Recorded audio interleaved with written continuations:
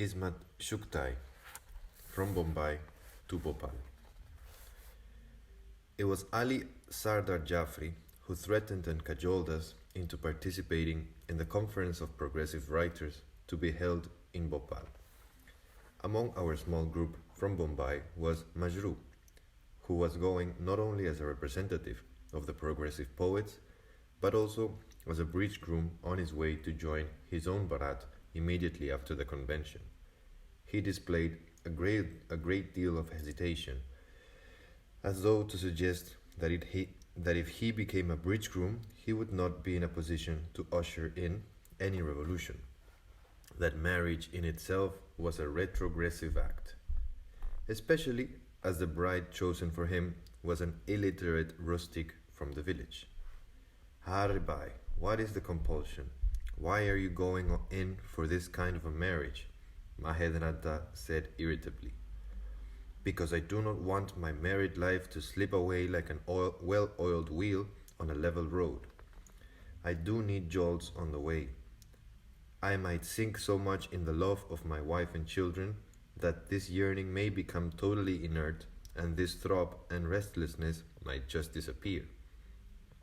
And I began to wonder, why is it that writers and poets can sing the praises of innocent and rustic young girls only in the world of imagination? If they come face to face with one in real life, why do they hold their heads in disgust? What do these men get out of blaming all their faults on women? Apparently, the divine muse of poetry will not sing unless the poet is crossed in love. I prayed that the new bride from the village would quickly learn the feminine wiles necessary to twit Majru's heart. Then, for once, Majru's dictum that personal sorrow fans out to grow into the sorrow of the world will be proved. At Bhopal, we put up Jan Nisar's Akhtar's house. Safiya and I greeted each other warmly, but we had a difference of opinion over a trivial issue on our way to the first session of the conference. She insisted that my nature was too acerbic, whereas I claimed that in the process of its creation, the angels had used milk and honey instead of pure water and clay. Each believing the other to be a fool, we reached Minto Hall. On the corner of the hall had been curtained off for women's to sit in purdah. The men's section was less crowded, but in the women's there was quite a little bustle. The hall was large, and the microphone strangely recalcitrant. It was difficult to understand anything, and the distressed girls ran from corner to corner in the hope of snatching a word here and there. When they lost hope, they gave in to a crucial debate, as women are wont to do, on the noses and moustaches of the progressive writers. Suddenly, the microphone came alive, and we could hear Krishan Chander's speech clearly, prompting Safiya and me to make a facetious remarks in each other's ears. The presidential address was highly appreciated, not only for the subject matter, but also for Krishan's poetic style, about which Ali Sardar Jafri had once expressed reservations. I observed that Krishan Chander's style was casting a spell on the minds of the youth. Even though he was hitting out and his words stung, they left no bruises, thanks to the soft cover provided by his poetic manner. I started getting apprehensive about my own forthcoming address.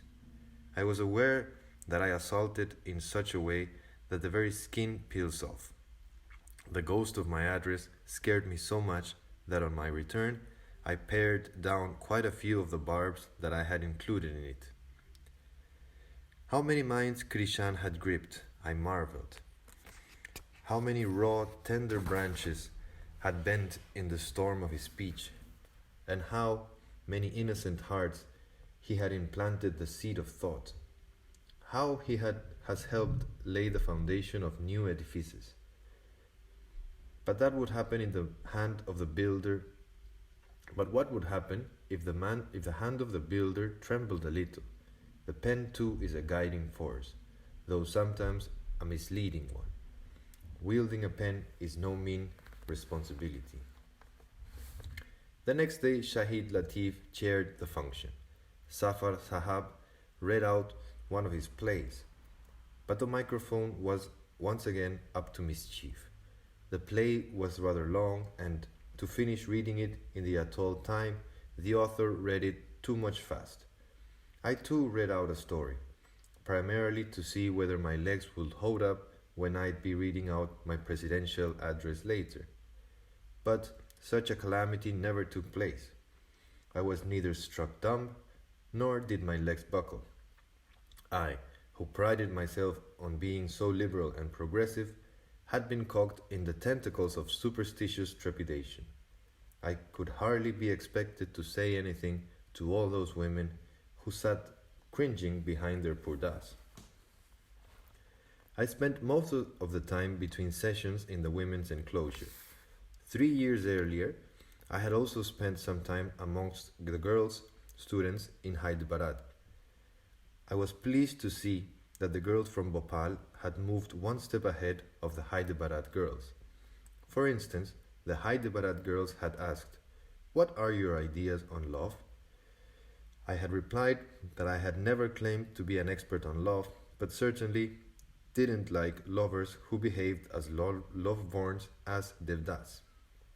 Also, I had said, love, like hunger and thirst, is a kind of need. It is indeed just a sexual requirement. It is foolish to jump in a deep well to quench one's thirst. One's lips can be wetted in the flowing waters of the Ganges. As for the question of man-woman relationship based on friendships and compatibility, the climate of this country is just not conducive to it. The girls of Bhopal mostly asked me questions about the future of Pakistan. They also wanted some solutions with reference to Muslims in Hindustan. 2 or 3 had minor queries about socialism. It seemed that though their lives did have some romance, it was of a rather lackluster quality. Now, they wanted to do something more than merely indulging in open romance. What this was, they could not identify. A rather unintelligible session on drama followed the one in which I presented my paper. None of the actors remembered their parts, and the prompter's voice was overpowering. To make matters worse, the boys essaying their female roles had forgotten to shave. Some fool had tied a plaint so clumsily that it seemed ready to drop at any moment. When the drama ended without such an incident, everyone breathed a sigh of relief. One of the boys playing the role of a girl had stuffed his chest with old cotton to such an obscene extent that the girls were simmering with shame and anger. A couple of them complained to me afterwards. "See how they caricature women and poke fun at them?" I was already burning with anger, itching to scratch at the faces of the rascals. But I castigated the girls instead. "You deserve this punishment. Go sit behind the purdah a little more, and let people create your ghost and scare each other. Do you know that this purdah system has vitiated so many minds, and you have got into the habit of sitting helplessly? I have no sympathy at all for girls who do not know how to help themselves." At this, the girls suddenly paled, and I remember what Safiya had told me. My nature was too corrosive.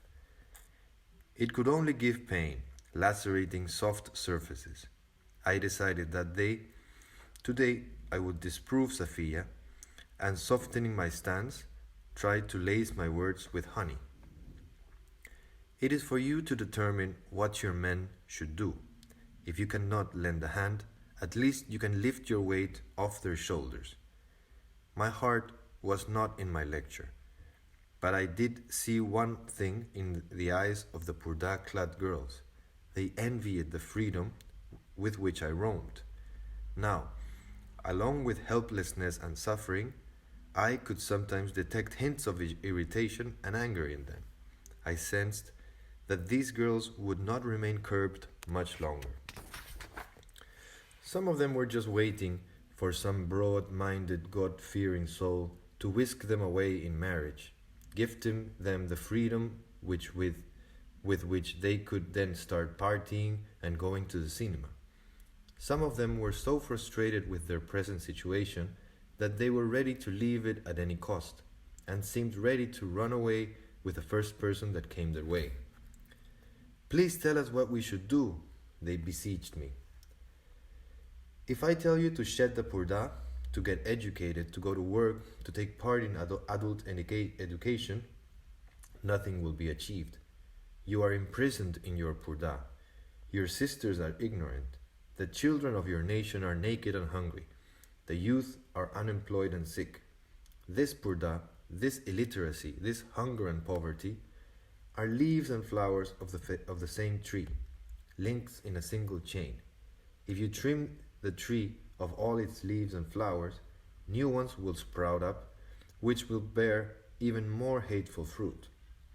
It is therefore against the roots and that a battle has to be waged. What should we do to eliminate these roots? They asked, and again I squirmed. These girls were testing me, and I was hard pressed to pass even the third division. Indeed, I could not answer even this simple basic question, and my head bent in shame. We had no program that we could present to these young people, no way towards which we could point and say, go straight from here. Study literature, I essayed, trying to hand them an easy remedy. Some other patent medicine would certainly be found. I knew that these girls could read precious little. The age, the atmosphere, the location was only suitable for the consumption of anecdotes, stories, and novels. Once again, the acerbity of my nature came to the fore. Only the day before, a girl had pointed out that most of the girls present were the daughters of the affluent and well-to-do. La cual villa kawat ila villa. Why did I even preach the betterment of the status of women? I have no intention of reforming anyone. To break one's back trying to renovate these ruins is sheer folly. It is necessary to raze the old to construct new places. They have been dressed and bandaged for too long. The need of the hour is quick surgery. Being unable to come up with an adequate reply for the girls, I thought it was time to beat a retreat. Maybe one of the experts in the men's section would be able to suggest the same solution to satisfy these girls. I thought I'd ask Krishan Chandra. He'd surely have something to say. When I came out, he was hemmed in by students and was saying, the real point is that we don't have any constructive program. We know that what we have to do, but have not the slightest inkling of how to go about it. I said, lo by, the Messiah himself is under siege. The next day, the revolutionary poet Josh Shahab also joined us in Jan Nisar's home. Safiya and Jan Nisar gave up their beds for the use of the esteemed guests, and Safiya herself lay down on the floor with her children. If she had had her way, she would have peeled off her skin and spread it out for her husband's mentor. That day, she was extremely happy. The greatest poet of the nation had graced her house with his presence. We were still sleeping early in the morning when Josh Sahab started reading the Rubaiyat. Safiya shook us awake, and we presented ourselves in the service after a quick wash. He had already had a bath and was dressed in clean clothes. These poets are so strange, especially the new ones. Majru does not look like a poet at all. Actually, he looks like a first-year student. Jaffrey's appearance is miles removed from the Arabic and Persian words that are the highlight of his poetry. Kaifi always looks like he has just been dragged out of the witness box and will topple over, fast asleep at any moment. When he reads his poetry, he springs back to life. Looking at Majaz, no one can imagine the bloody storms he can whip up. But Josh Shahab looks as alert and impressive in person and in his poetry. and and he has well he ha, and he was in full form. The bitterness of the mushaira of the previous night was still with him, but at night, under his leadership, an impromptu domestic mushaira was convened, and we too were drawn to it. For the first time, I saw Josh Sahab in his true form. In great mood, he held court and aggressively demanded applause. The next day, we tried to make a trip to the Sanchi stupa in a noisy, rickety ambulance requisited for the purpose. When the driver started pottering around with the engine after a breakdown, we all got down to straighten our battered backs. Safiya directed my attention to Ashan Ali, who had assumed a strange romantic pose. He was measuring the height of a tree. At the next breakdown, he struck the same pose again. It appears that this person has fallen in love, the experienced Safiya diagnosed. For some reason, whenever Ashan spoke, I was reminded of Ali Sardar Jafri. Safiya and I became wondering why all men in love behave alike. At such time, they completely forget their idiosyncrasies and individual behavior. When a poet, literature, or communist falls in love, he gazes at the sky in as much the same manner as a farmer or a laborer in love, counting stars and smelling flowers and having heavy sighs. On our way back, I whispered to Safiya, Josh Sahab is very handsome. Shh, shh, quiet. What a thing to say. Suppose Josh Sahab hears you. As if I'm bothered. If Josh Sahab or one of his clan were to raise the heavens and earth in praise of the beauty of a woman, nobody would frown with displeasure. If I utter a few words impressed by Josh Sahab's looks, why should he threaten to feel upset? Oh, speaking to you is only inviting trouble. It is not considered appropriate for a woman to go about praising the physical beauty of a man. Then, in your opinion, should women go gaga about the beauty of elephants and horses? I do not agree with you in the least. A woman has full right to praise the beauty of men. And now Krishan Chandler too has told me to write a piece on the beauty of men. And for your information, I will do so at the first opportunity. In it, I'll raise interesting points about the hair in a man's nostrils. I shall liken his beard to a beautiful dusk. Just as thousands of verses sing the glory of the blouses of women, so will I write of men's briefs. Safiya quickly put her hand to my mouth and silenced me. Hi, may you be dead. May you not live any more. The ambulance hiccuped again, and we slipped from the point of the beauty of the men to almost falling on our faces.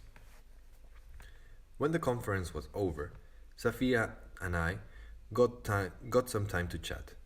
But on hearing a murmur followed by loud peals of laughter from the next room, Safiya and I decided to hide in the gallery to overhear what was going on. What we overheard there was an eye-opener. Some of the leading lights of the Progressive Writers' Conference were presenting poems on the very topic that the older women of my family used to hear Chughtai, an erstwhile Delhi prostitute, holding forth on. This woman had a repertoire of sensational private jokes about men and women and their inherent sexual bestiality. The same innocent-looking women of respectable families who would be swept in 700 storms at the mere slipping of a dupatta from the head would listen to these jokes with rapturous delight. I don't know why I was reminded of the procession of naked women in Punjab. Pictures of the rape of women on the streets and their terrible destruction flitted across my eyes, as if the two, these jokes and this remembrance, were related. Safiya told me that nearly all the top poets indulge in this kind of poetry at any informal private gatherings as a means of entertainment. I had thought that this pastime was somehow limited only to the useless women who sat at home. Men were supposed to debate on their weightier topics like politics, economics, and commerce. People accused Manto of vulgarity, and if he'd written about the things these people were speaking of, they would have shot him dead. And If I were to write about all that the respectable wives exchange with such relish, I wonder what they would have done to me. But all these things take place in seclusion, and that is why these poets are looked up upon as the epitome of morality and decorum. But if someone were to reveal their true colors then, behaving like genteel wives, people will screw up their noses in distaste. I learned that this was a huge amount of such poetry that had been flourishing simultaneously all along. Seeing the fate of poor Chirkin, people decided that in this case, this kind of stuff is printed. They will put him at the crossroads and beat him to death with slippers. Hence, it is better to limit such base thoughts to the perimeters of the mind. The question that arises is why should an art have emerged at all? I am unwilling to accept that this sexual animality is as much a natural human instinct as anger, hate, and love. Unquestionably, this is the legacy of Shahi Nizam, the domain of the aristocracy. When the rich reach the limits of physical dissipation through age, when no tablets and tonics work, they would be satisfied only by sexual perversion. In large palaces, this requirement was met by providing pictures of nakedness, treatises on sex, bawdy poetry and jokes, which would inject some life into the boredom of living. Like old clothes, these wound their way down the classes. What the rich spat out gave enough for the lower classes to chew on. But now, those people who purport to be flag bearers of the revolution attempt to make peace with the darkness of these instincts. I have never understood this, and it saddens me very much. Oof, forget about these things. It is useless to kill the worms of this class. When everything changes, this darkness in man's heart will undergo a change by itself. Pruning the leaves and branches of trees is sheer folly when it is the roots that require a change. Only when the roots change will new leaves and branches emerge. This is a reportage of the Progressive Writers' Conference attended by Ismat, held at Minto Hall, Bhopal, between 25 January 1949 and 27 January 1949. Translated by Minakshi Bharat.